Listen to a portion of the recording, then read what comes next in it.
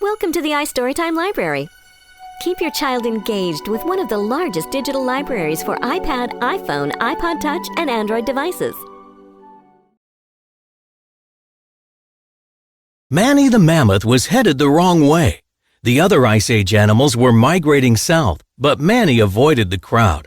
So did a sloth named Sid, who was hiding from some angry rhinos. Just pretend that I'm not here, said Sid, ducking behind Manny. Manny warned Sid to stop following him, but it didn't work. Soon the rhinos caught up with them, ready to flatten Sid for ruining their salad earlier. They didn't want to eat him, but they did want him dead. Don't let them impale me, please, begged Sid. I want to live! Manny found himself defending the sloth. He didn't like animals who killed for pleasure. Manny caught the rhinos in his huge tusks and flung them away. Woohoo! We did it! cried Sid. He ran to hug Manny and sent them both sliding down a hillside. Whoa, you and me, we make a great team, said Sid. Manny ordered him to go away, but Sid was more determined than ever to stick with his protector. Manny asked if there wasn't someone else Sid could annoy. Friends, family, poisonous reptiles? Sid's family had migrated without him, on purpose. Manny didn't want to talk about why he was on his own. That night, Manny made himself a hut out of logs. The sloth was less industrious. He only gathered one stick. With my little stick in my highly evolved brain, I shall create fire, Sid boasted, but he ended up sleeping in the rain. At dawn, on a ridge not far away, a human village was under attack. Soto, the leader of the saber-toothed tigers, wanted revenge on the hunters for wiping out half his pack. He told his lieutenant Diego to bring him the human's baby alive. If he failed, Soto would kill Diego instead. The rest of the pack attacked the men while Diego chased the baby's mother. He cornered her at the edge of a dangerous waterfall. But rather than surrender her baby, the woman held him close and jumped. Downstream, Manny and Sid were shocked to see a woman float to the shore in front of them. She had just enough strength left to push something onto a rock. Manny reached out and pulled the bundle closer. It was a baby. When Manny and Sid looked up, the woman was gone. Manny started to leave. But you just saved him, cried Sid. You can't leave him here. Manny said that he was still trying to get rid of the last thing he saved. Look, there's smoke, said Sid. That's his herd right up the hill. We should return him. Manny insisted that he and Sid were not a we and that he would not go. Fine, be a jerk, said Sid. I'll take care of him. He cuddled the baby and headed toward the smoke. We don't need that weeny mammoth, do we? He cooed. Manny scoffed. Sid couldn't even take care of himself, he said. Manny followed the sloth at a distance. As Sid climbed awkwardly up the face of the cliff, the baby's wrappings came loose. He started to slip. Manny complained that Sid was an embarrassment to nature, but he stood ready to catch the falling boy. Just before the baby reached Manny's outstretched trunk, he was intercepted by a leaping saber-toothed tiger. Diego only had the baby for an instant, though, before Manny decked him and took the child back. Diego could not challenge such a huge mammoth. Look, I'm sorry to interrupt your snack, but we gotta go, said Sid. Manny told Sid he would help bring the baby to its herd if Sid promised to leave him alone after that. Diego claimed he was only trying to take the child back to the humans himself. Manny didn't believe the tiger, but he did value his tracking skills, so Manny told Diego to lead the way. Diego headed toward the human settlement on the other side of the mountains, but the crying baby quickly got on his nerves, and Manny's too. Manny noticed that the baby was wearing a diaper, which might be filled with poop. Humans are disgusting, said Sid. Sid, the designated poop checker, found a clean diaper, but the baby still cried. Diego tried playing peekaboo, but that scared the baby. Finally, they decided he must be hungry. They found a melon, and after a scuffle over it with some dodo birds, the boy munched happily. That night, Diego crept toward the baby, but he was interrupted by a rustling in the brush nearby. It was 2 tigers from his pack checking on him. Soto was impatient, they warned. Diego said to tell Soto he was bringing back the baby, plus a mammoth. The tigers wanted to attack Manny right then, but Diego insisted they would need the whole pack to bring him down. Diego picked up the trail of the humans who were nearby, but he pointed his companions the other way, through a tunnel in the mountain. Inside the mountain, there were icy caves that dropped off into ice slides. The baby slipped down one, and the others had a wild ride in pursuit. Diego and Manny raced, and Diego loved it. Farther down inside the mountain, there were caves covered in paintings. One picture showed a mammoth who looked like Manny, happy with his mate and baby. In the next, hunters held off the big mammoth and killed his family. Manny stared at the paintings, and the others realized that this was his story. Manny touched the painting of the baby mammoth with his trunk, then picked up the human baby and hugged him.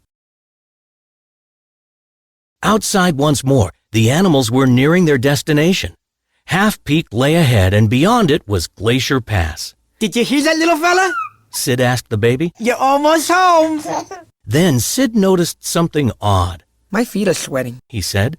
The others ignored him. Seriously, my feet are really hot, he cried. Then the ground rumbled. Steam and lava surged up from underneath the snow, leaving only a few precarious bridges of ice.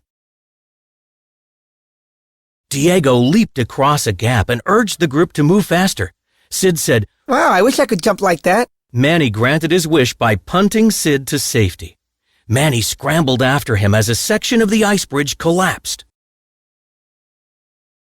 At the back of the group, Diego made one more desperate leap to follow them. He didn't make it and was left hanging off the edge of a quickly melting cliff.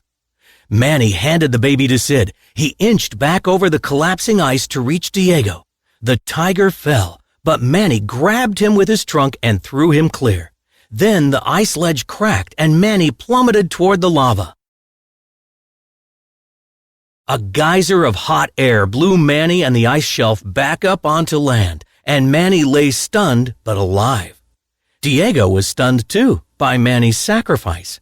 He asked why the mammoth had risked his life to save him. Manny said, that's what you do in a herd. You look out for each other. I don't know about you guys, but we are the weirdest herd I've ever seen, said Sid. That night, Sid accidentally started a fire when he struck a flint against the rock wall trying to make a drawing of a sloth. As the group gathered around the cozy warmth of the fire, the baby took his first steps. He toddled toward Diego and hugged his paw. Manny curled the baby in his trunk for bedtime, and Sid looked on admiringly. You know, Diego, I've never had a friend who would risk his life for me, the sloth said. Diego agreed that Manny was a good guy. The next day, as they approached Half Peak, Diego lagged behind, deep in thought. Finally, he made up his mind and rushed ahead to warn Manny and Sid. There was an ambush waiting for them. Diego had been under Soto's orders to get the baby all along, and he had lured the others back so the pack could attack them, he admitted. That's it. You're out of the herd, said Sid. Manny was furious. Diego apologized, but said they had to trust him to help them now. Manny was incredulous. How could they trust Diego? The tiger insisted he was their only hope of getting out alive. The pack of tigers was waiting impatiently for their promised meal. When Sid came in sight carrying a baby-sized bundle, several tigers jumped to attack. But Sid had skis hidden under the snow and led the pack on a high-speed chase. Finally, Sid dropped the bundle, which was quickly surrounded by tigers.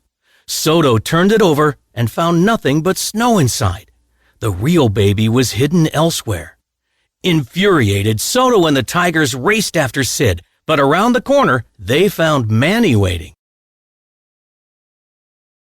Manny hurled a huge log and took out 3 tigers. He and Diego were ready to make a quick getaway, but Soto found them first. Diego told Soto to leave Manny alone. With his recovered henchman at his side, Soto decided to fight them both. Diego tried to protect Manny, but Soto was too strong for him. Soon, Diego lay still on the snow. Sid and the baby appeared and distracted Soto for a moment. Manny threw Soto into a rock wall. He landed with a thud, and the dagger-like icicles above him fell to finish him off. The remaining members of the pack whimpered and ran away. Diego weakly raised his head. They had been quite a team, he said. Manny thanked Diego for defending him. Diego said that's what you do in a herd. Then Diego insisted they leave him there. If they didn't get the baby to the humans right away, they would lose their chance. The friends sadly walked away. At the mountain pass, the baby's father turned back for a moment, remembering his lost son. Then Manny appeared and solemnly returned the child. The father was overjoyed.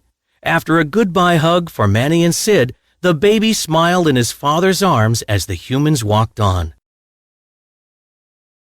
Diego limped over the hill just in time to wave a parting peekaboo to the baby.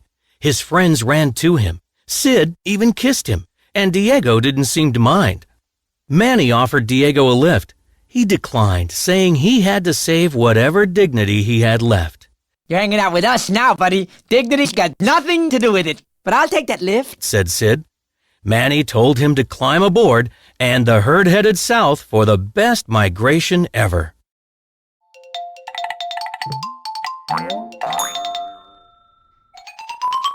Welcome to the iStoryTime library.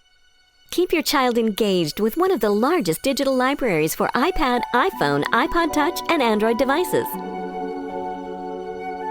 The library features a wide selection of narrated children's storybooks from your kids' favorite films, TV shows, and classic stories.